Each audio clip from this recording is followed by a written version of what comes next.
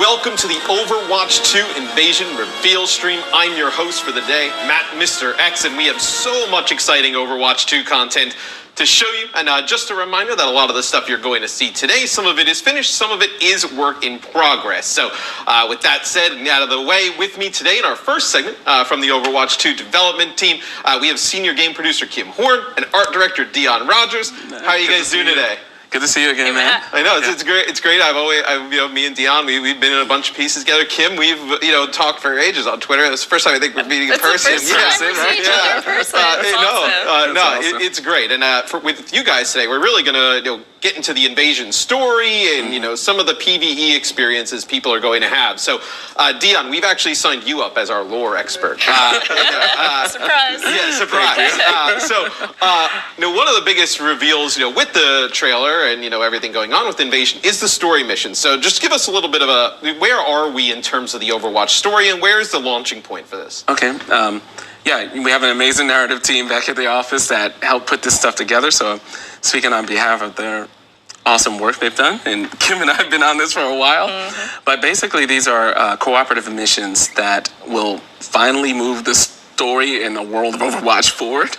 And so it takes place shortly after Winston's recall. Winston's been trying to get the old Overwatch agents back together. It's a bunch of bad things happening around the world.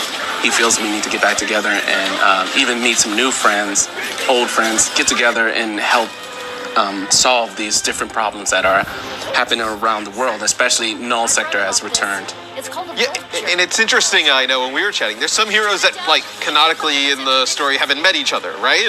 So get to see some of these moments. The proper canon for Overwatch, we're finally moving the story forward. Oh, yeah. And in this version of the story, obviously this is the canon story. Lucio hasn't met Reinhardt yet, so you're going to learn exactly how these characters meet each other, what they've been up to while before this invasion happened.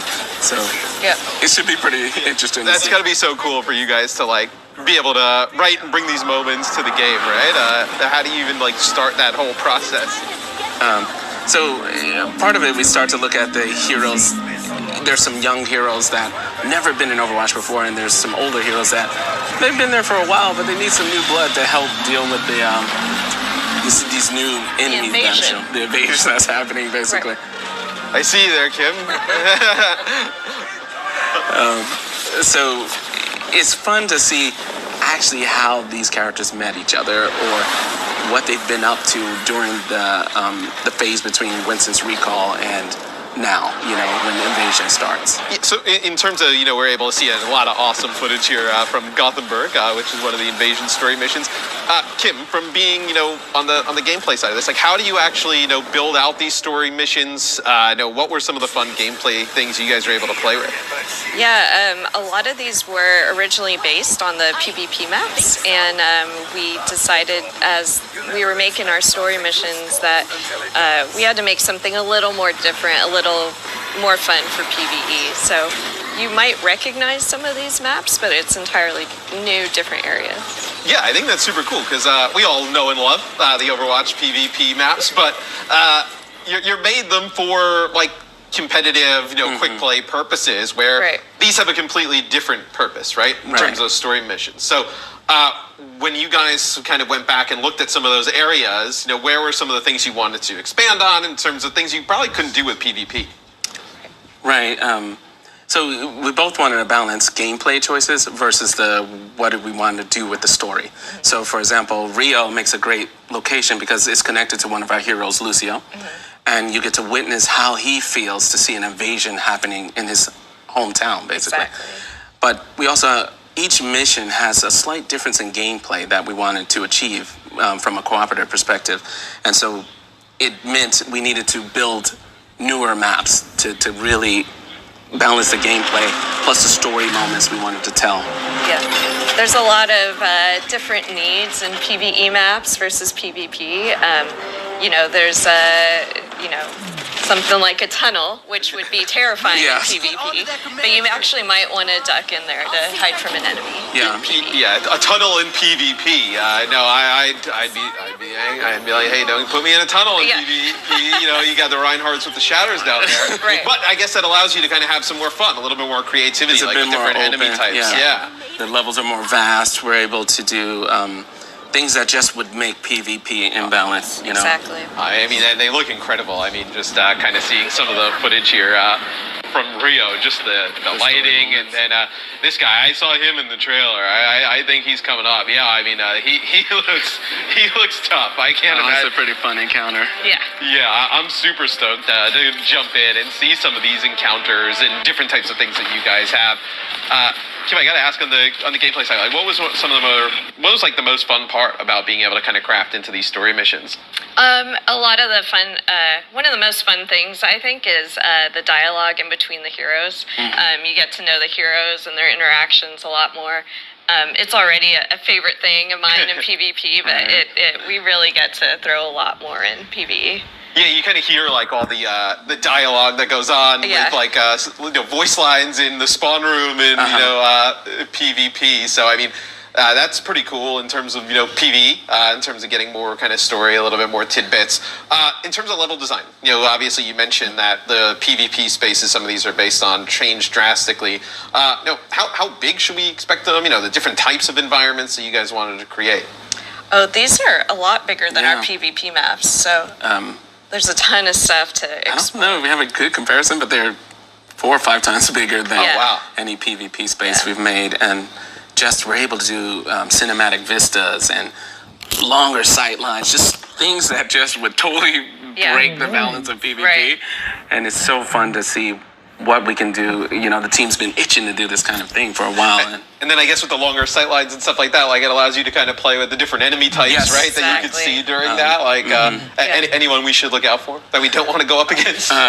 There's an artillery unit that he loves to stay away from the player. He's really far away. So using your team comp to balance, like, who needs to deal with the artillery that's further away versus the grunt is pretty dangerous up close. There's this fun balance of the level design plus the units, tactical abilities, plus the powers that our Overwatch heroes have. Yeah, I mean the art that we got from this. I mean, this looks that looks like Gothenburg to me. I'm not an expert. Home to Torbjorn. Yeah, home to Torbjorn. I mean, this looks super cool. Is this? I guess this is some of the artwork and like kind of in design, right? Like this looks like a factory, weapon cannon in Gothenburg. You'll find out. Yeah, the blade of this guy.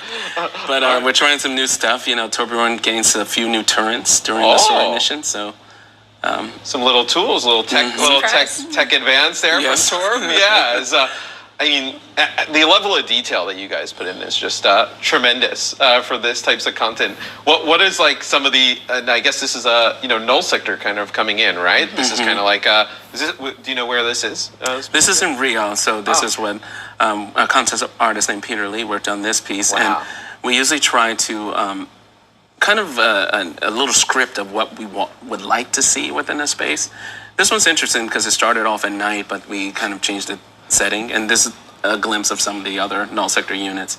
They return fully upgraded and they're ready to go. Yeah, they're ready to go. Their command ship. This was an iteration by Al.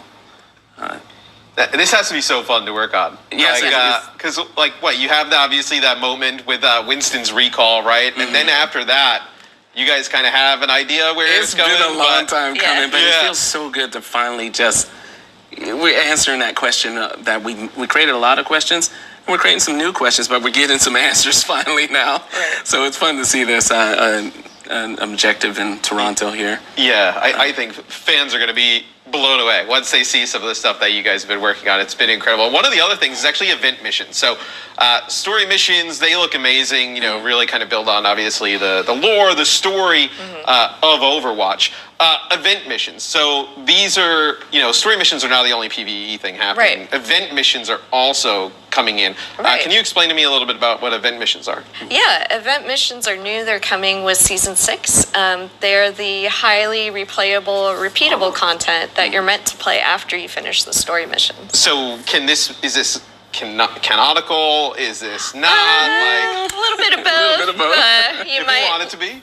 We might have a canonical mission in there. We might have one that's not. I would say the first one coming out with Season 6 is in that gray area. Yeah, maybe not. And I've seen this location before. This looks like a little bit of an expansion on King's Row. Yes, I think some crafty players have seen this in advance.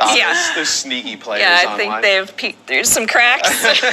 But it's something we always wanted to do is expand on our PvP maps and build more, give another option. There was a lot of ideas about this. So this is a new branching path that we used during the event mission. Right. Yeah, in King's Row. Yeah, the lighting and everything here looks tremendous. Yeah. And so what is the gameplay changes between a story mission and an event mission? Like, how should people expect those to play differently? We have a whole bunch of challenges with story missions. They'll change every week. Also, the hero roster you can choose from will be different. So the gameplay will change from week to week. Your objectives, right? your challenges. That'll be super cool. So like a gameplay modifier each week, with some different like new heroes in the mix, right? Right. That should be super fun in just terms of like replayability. And this is Underworld, right? This is kind of like the first one is called Underworld. The first one, and some same enemies as story or different. Same enemies, but you'll fight them in new ways. Yes. Oh, okay. So I won't get any tips and tricks today in terms of how to deal with that. These look actually super awesome, and I love the fact that they're like, you mentioned like replayability, right? In terms of like week to week coming back with a new hero roster, right?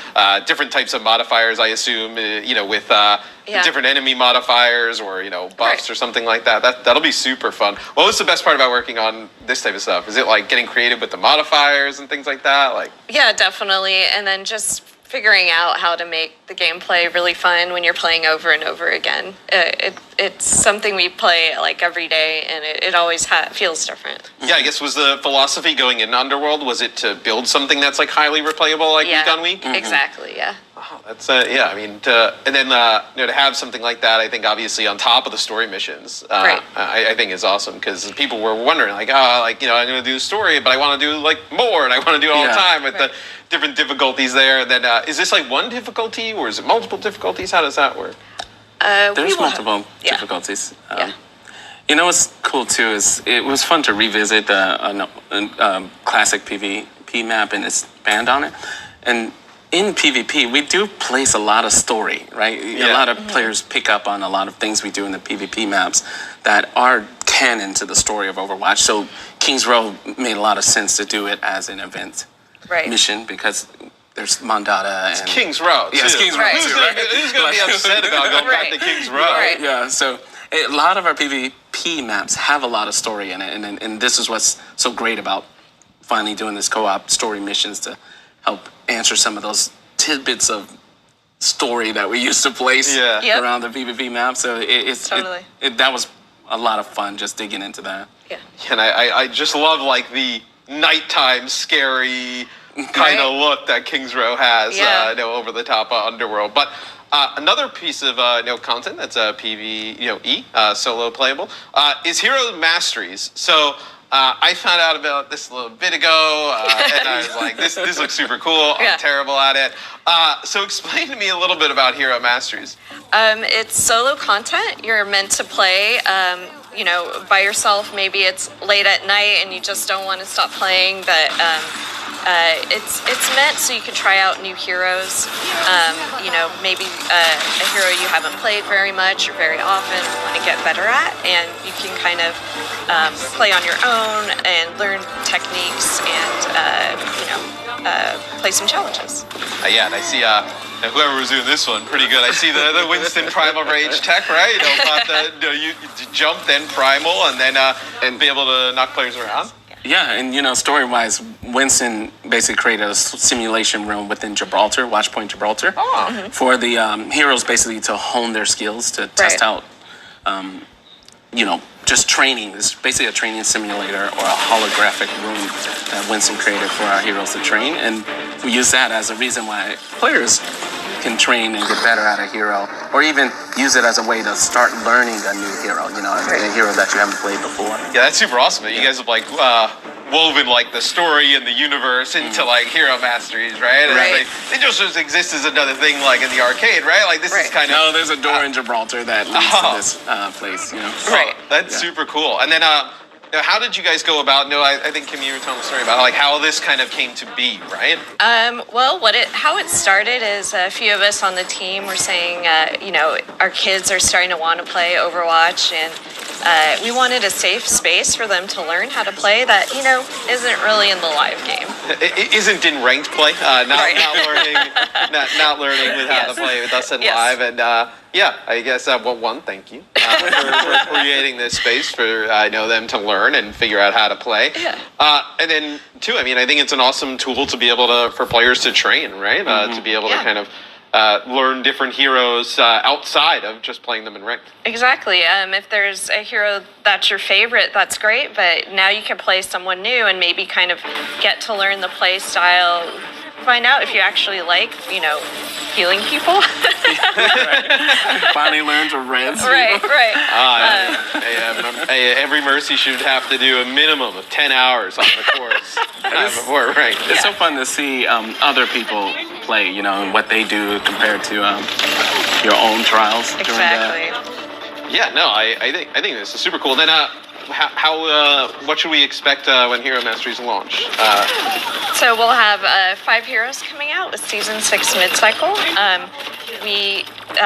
There'll be different heroes you can play. Some will unlock different weeks. And there'll be scoring, so you can compare your score with your friends. Oh, that'll be cool. A little bit of speedrunning type of thing, right? Yeah, definitely. You're able to go in, kind of maybe plot a way through the course where, hey, this is going to be the best course of action, right? Yes. I assume the coins obviously boost your score, and after that, and so does time. Yeah, and then this is the Mercy one. Is you can tell that one looks like it's a little bit harder than the other ones. That one looked like there was different enemies, right?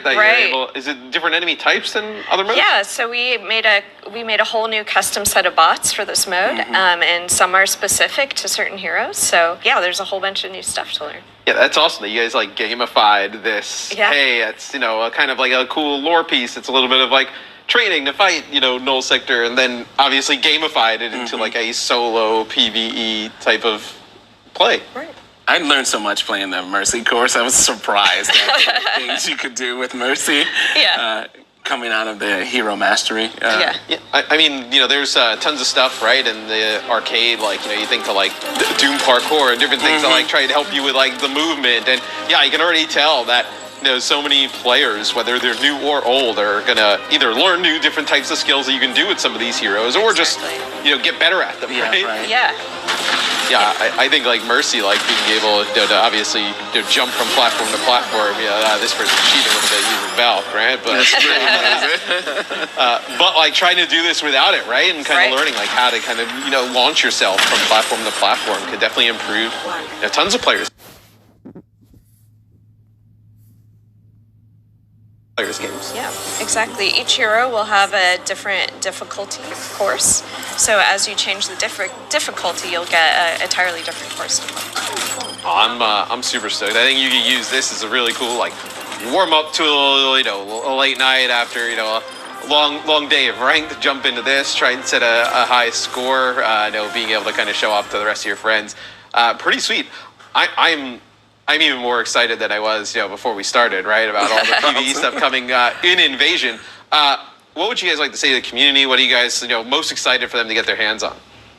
Yeah, I'm finally excited to just get the story missions out there. And the team has worked really hard on this, and finally moving the canon of Overwatch forward, the world and these heroes. Yep. this is what we just loved it, and glad it's finally making its way. Yeah, we've poured a lot of blood, sweat, and tears into this content. We've been playing it for years, and we're so excited to finally be able to play with our friends and everyone in the community. Yeah, I'm excited to jump into the story, see all the awesome cutscenes, kind of learn more a little bit about where the Overwatch story is going. But thank you guys for both joining me here today, and for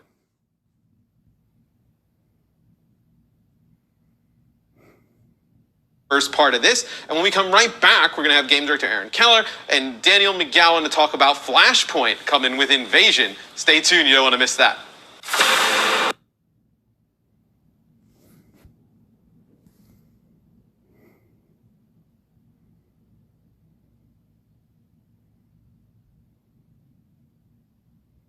Vincent's recall.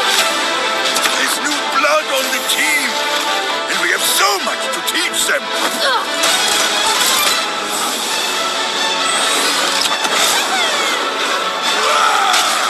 If we can stop Null Sector, maybe we can save the city. Coming through! Been a while, Vivian. As if I didn't have enough problems already. So we fly up there, smash through anything that gets in our way, and what's another business? I hate to interrupt the moment, but I'm picking up reports of more attacks in other cities. It's a fight they want. I say let's give it to them.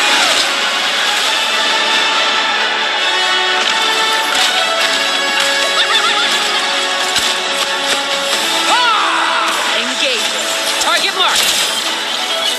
Time to create peace with bullets. Greetings.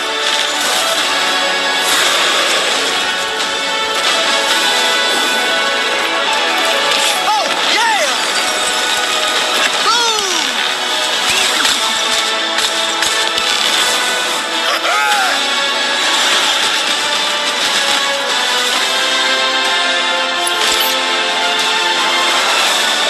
The world is counting on us.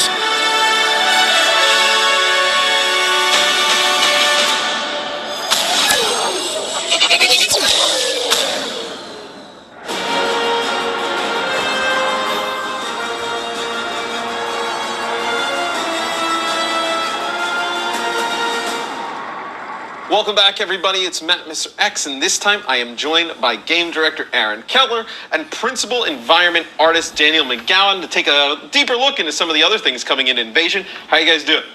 Awesome. So good. Thanks for having us. No, I mean, I'm super excited to jump into this. Some of the PvE stuff we talked about earlier was super exciting. And then for me, I love PvP. So first I want to go into player progression, Aaron. I know a lot of people have been talking about it online, kind of, what should player progression look like?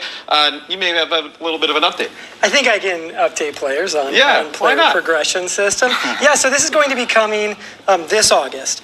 And our player progression system is a little bit different than the one that we had in the original Overwatch, which was just a player level system.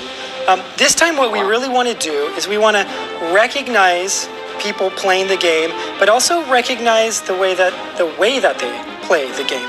So as people jump in and start playing in almost any of our game modes, they'll start earning experience in this new system. And what they do is they earn it per hero. And we'll be tracking their play style through a lot of different categories. So it might be things like games played, or damage done, damage mitigated, and healing done. And as you do that, you'll level up that particular category and earn an emblem for that hero. And you can continue to earn more emblems for your heroes. And as you do that, they will upgrade your hero's level. And so you'll start getting these badges for your heroes. And the interesting thing about it is you can go into your career profile and check out the progression section and kind of get a story for the way that your particular hero plays the game. An interesting detail here is that we don't cap the amount of experience that you can get in any category. And the reason why we do that is we don't want to incentivize you to play it in any particular way in order to fill out your player progression system in a certain way. We really want it to be about your own play style and to have everybody's own player progression board to be a unique reflection of the way that they play that hero.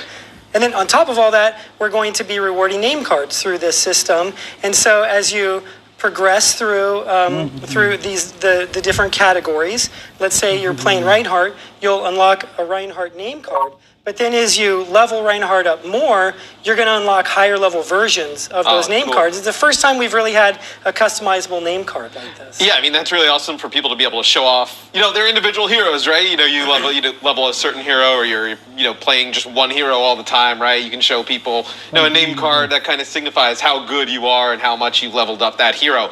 I want to talk about Flashpoint. So I know with the trailer that launched, everybody was talking about Flashpoint.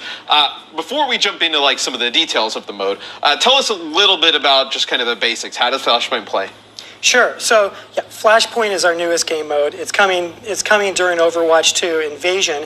It takes place on some of the largest maps that we've ever built for Overwatch. And the way that you play the game mode is the objective for each team is to be the first team to score 3 points. And the way you score a point is you fully capture an objective on the map. When you first start in Flashpoint, you'll be in the spawn room, and we'll randomly choose one of the objectives on the map.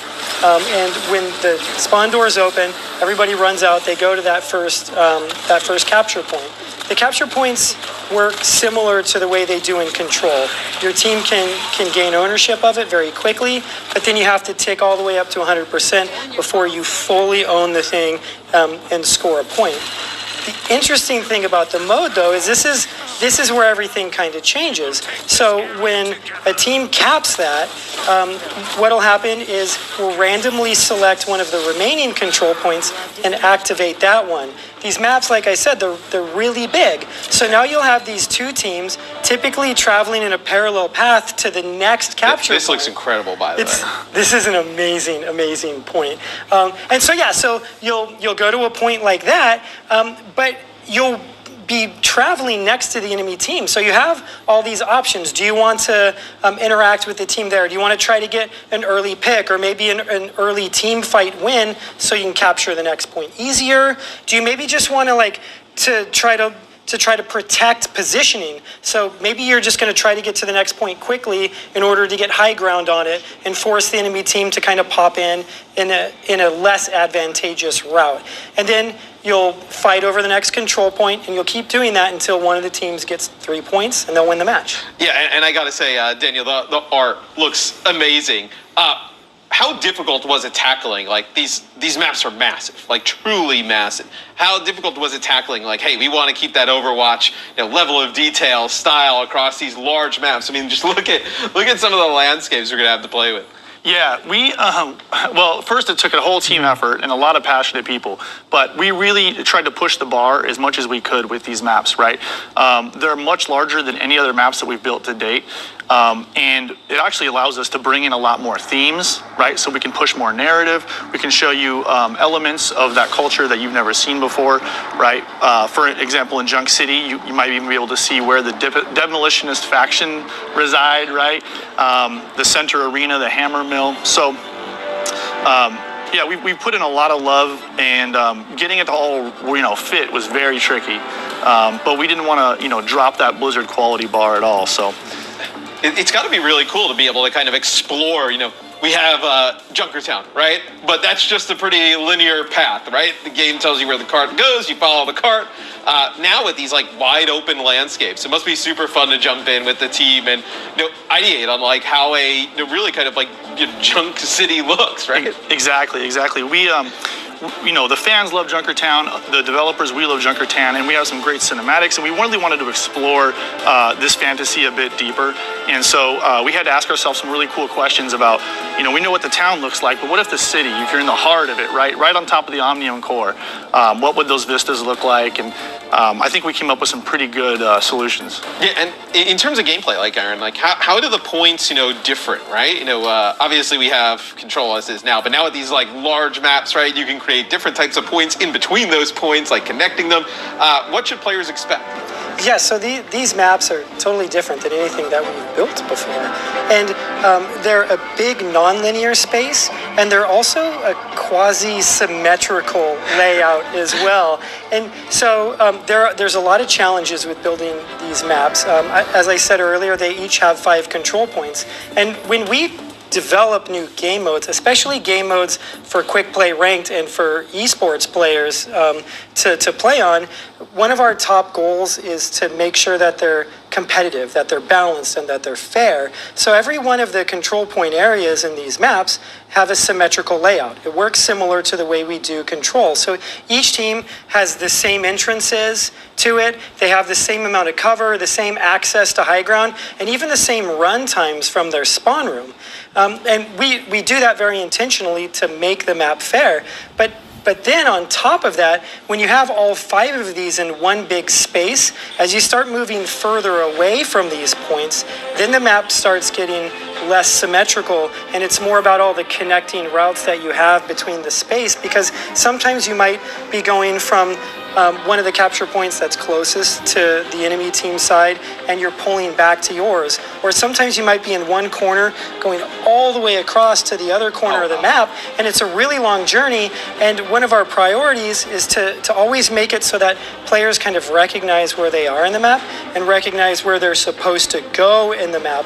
And so as you move from one point to the other and you see that next objective, I think that we spend a lot of time in that flow along the streets and to that next point of interest that you're supposed to go to. And those are all like a lot of the challenges. There's a lot more that I could talk about with building this particular game mode. Yeah, and we get clips here of Surabasa, one of the maps here for Flashpoint. Daniel, I gotta ask, like when you kind of get this design right of a map and how it flows. When you guys jump in, like, how do you help, in terms of art, like having players identify, like, where they are? Because, like Aaron mentioned, some of these clips that we have on Surabasa, are beautiful, but it is such a large, expansive map. Yeah, it's tricky. We have to be very careful with our sight lines for performance and gameplay and things like that. And so what we did is we designed into each of the points very large recognizable elements that you can see from basically anywhere, right? So the center market has a giant tower that you can use to, center yourself and find out where you are, right? The Omnic Temple goes up into the sky. So we've been very conscious about giving the players something on the horizon that they can always use to orient themselves within the map. Yeah, I'm super stoked for this mode, especially once we see high-level teams and players go in, and how do they decide to play it, right? Do you have like a really sick tracer player who maybe can like lurk in some of those like parts of the map, right, and try and get those pickoffs, or maybe you decide to run all the way to the other point and set up with like Torbjorn and like try and like really kind of like bunker down with a Baptiste. How did this game mode come to life, Aaron? That's a great question. And like to just kind of like touch on what you were talking about there too.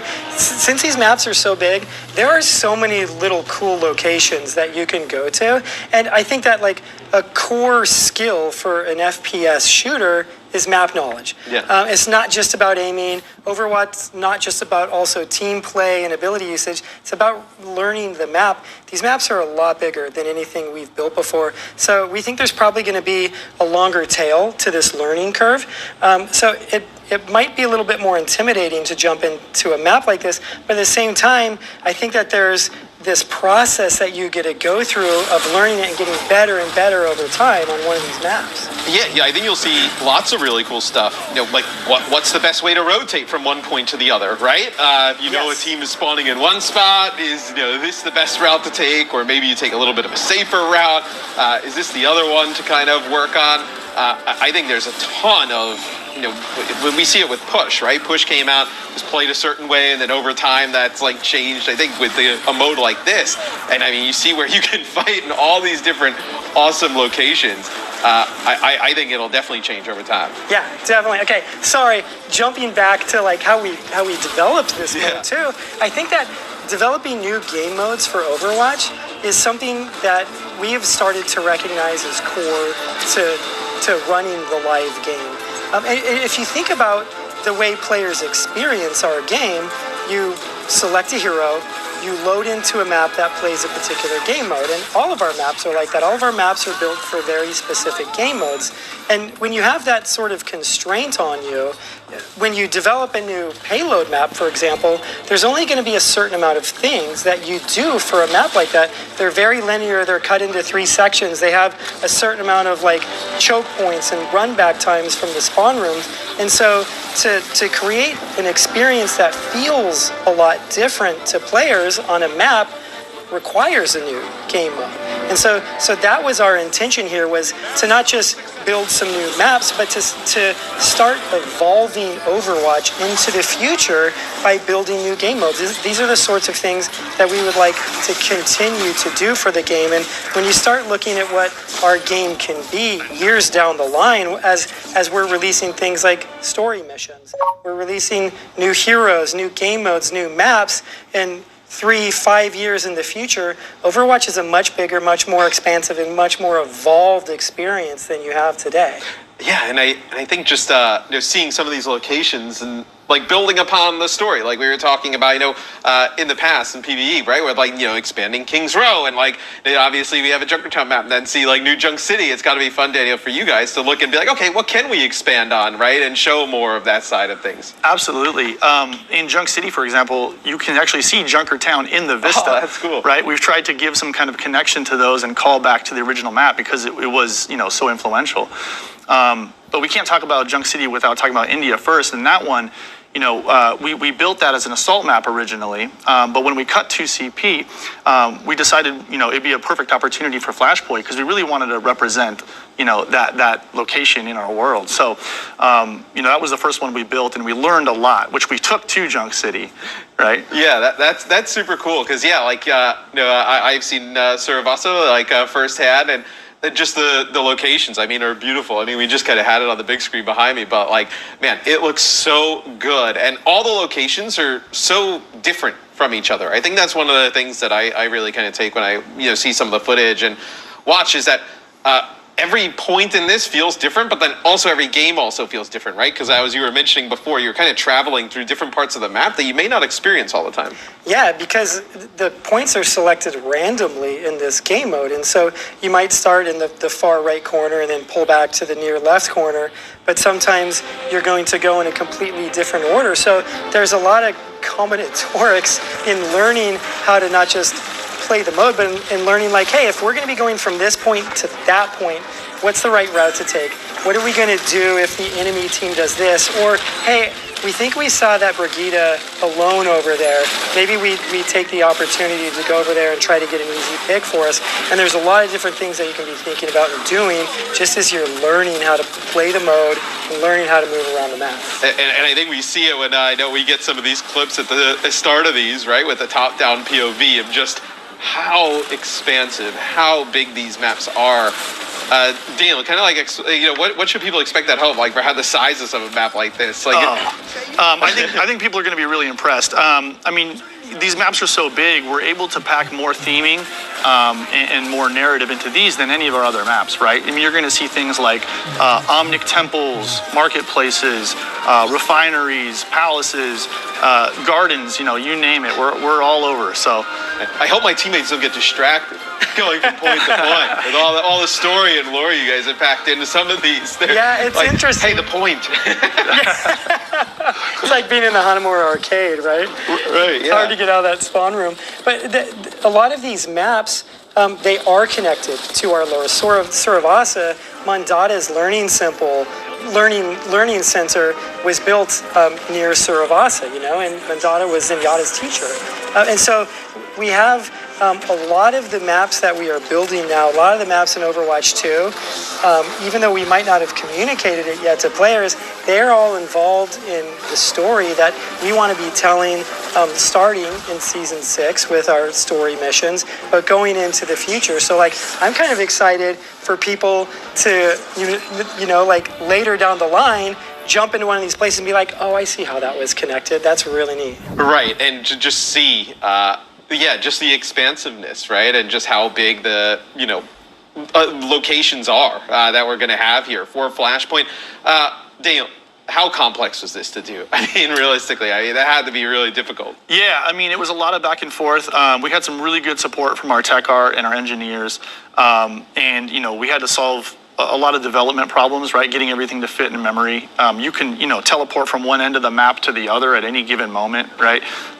With certain characters. And so... my guy, the scale man. He's out. Yeah, there he is. Out. Yep. See behind the curtain a little bit, You have to have those, or you build something just way too big. It's so incredible to see this stuff like just that turns into what we just saw. I mean, yeah, and you can see we stick as close as we can to the original block out to maintain the integrity of that gameplay, right? Because that's where the fun is found, right? And we want to make sure that we amplify that, not distract or break.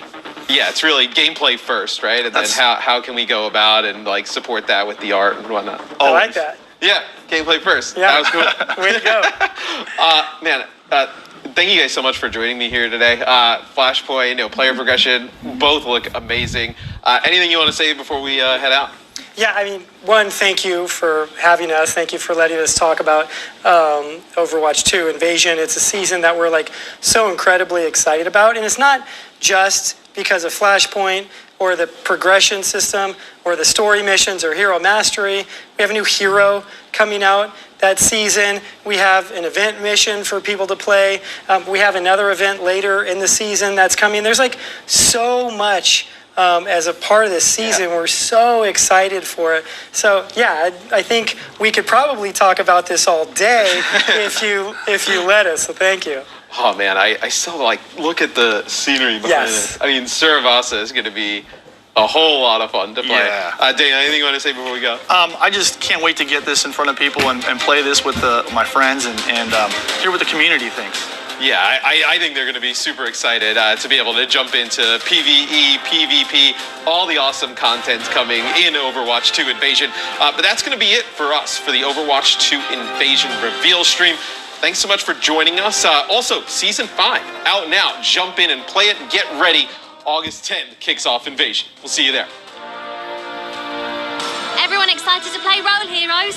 Emily's been working on this campaign for ages.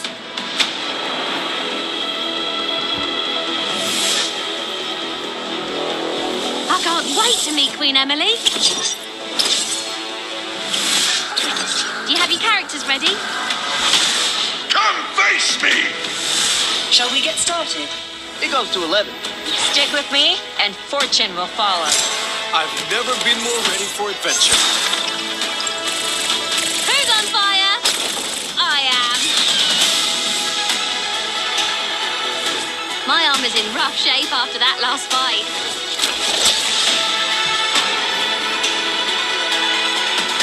I can't believe we still haven't had any random encounters. You roll this time. My dice are cursed. I can't face the Demon Lord with rubbish gear. Let me show you how it's done. We must press our advantage and seize victory. You can't stop me. Hammer down. Look at me go. Tick, tick, boom. I know we defeated the Demon Lord, but can we keep playing? I'm on fire. My ultimate is ready. I am unstoppable.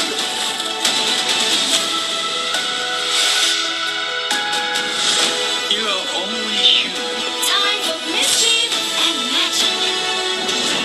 Experience always wins in the end. Everyone bought their sunscreen.